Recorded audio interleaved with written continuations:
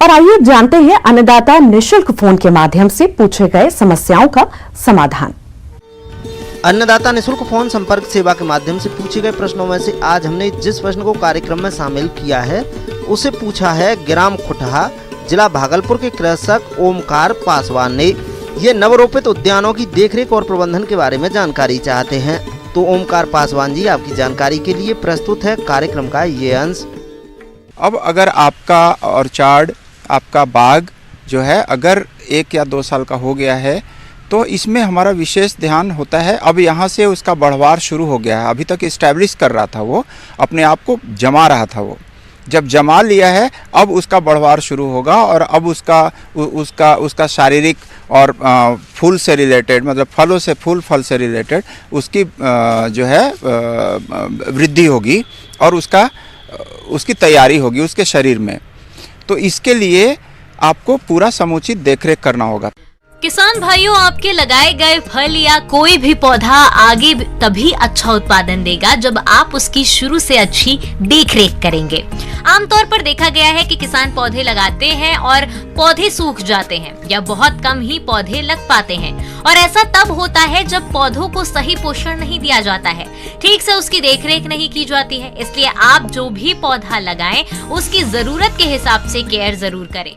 पहली जो बात होती है वो होती है खाद देना।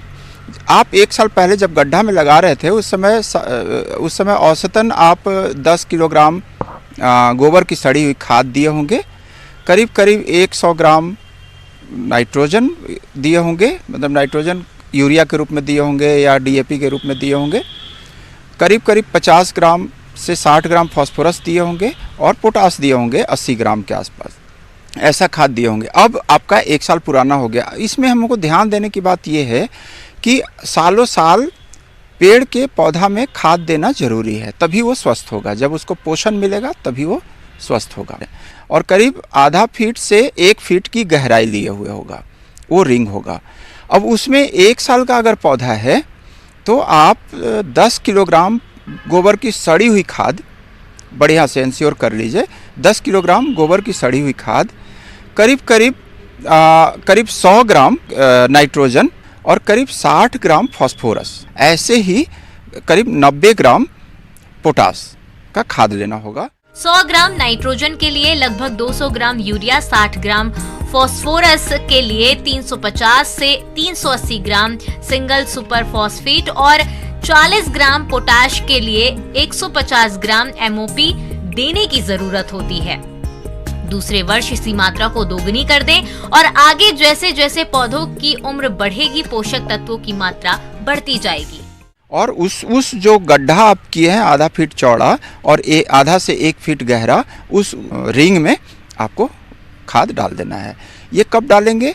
ये डालेंगे आप अभी चूँकि 1-1.5 साल का ही है, फूल नहीं लग रहा है पौधे में, इसलिए आप मई जून में पानी की उपलब्धता है तो कर सकते हैं, और नहीं तो फिर चले जाइए उधर बरसात के ठीक बाद, अगस्त से लेकर के नवंबर तक, उस समय आप करेंगे। तो ये गोबर के उसका पोषण की बात हो गई, तो पौधा स्वस्थ होगा। बीच बीच में पानी देते रहें। गर्मी में गर्मी ज़्यादा होगी, मिट्टी भी आपकी सूख जाएगी और पौधे में पानी की कमी भी हो जाएगी, क्योंकि वातावरण में नमी कम होती है, उस समय हवा में भी नमी कम होती है।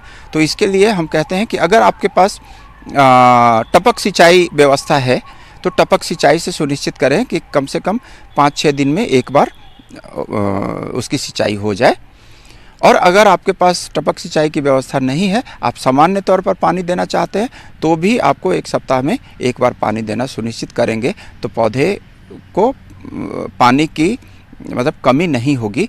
ये सुनिश्चित कर लें कि गर्मी के बाद बरसात आने वाला होता है, तो उस समय फिर खरपतवार, घास पात वगैरह बहुत ज़्यादा होने लग जाते हैं। तो पहले ही आप गर्मी में ही जो आपका बाग है उसकी जुताई वगैरह ठीक से करके छोड़ दें, तो इससे जो घास पात होंगे या कीटाणु विषाणु जीवाणु होंगे जो रोग पैदा करते हैं, तो वो मिट्टी जो अगर वो जोती हुई रहेगी तो निश्चित रूप से वो या तो नीचे चले जाएंगे या मर जाएंगे, या उनके अंडे भी नष्ट हो जाएंगे या नीचे चले जाएंगे, मतलब हानि कम कर पाएंगे वो।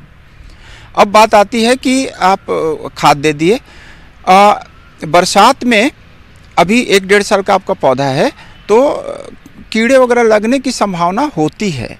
तो उस समय हम ये नहीं कहते कि आप बिल्कुल रसायन दीजिए, इमिडाक्लोप्रिड और ये वो उतनी ज़रूरत नहीं है। अगर आप 15 दिन के अंतराल पे बरसात शुरू होते ही खरपतवार नियंत्रण आप कर लिए, बरसात शुरू होते ही अगर आप कीड़ा मारने की दवा या जिससे रोग नहीं लगे, रोग कीड़े से भी आते हैं तो रोग नहीं लगे, कीड़े नहीं आएंगे तो रोग भी कम लगेगा, तो रोग नहीं लगे इसके लिए हम दवा देते हैं।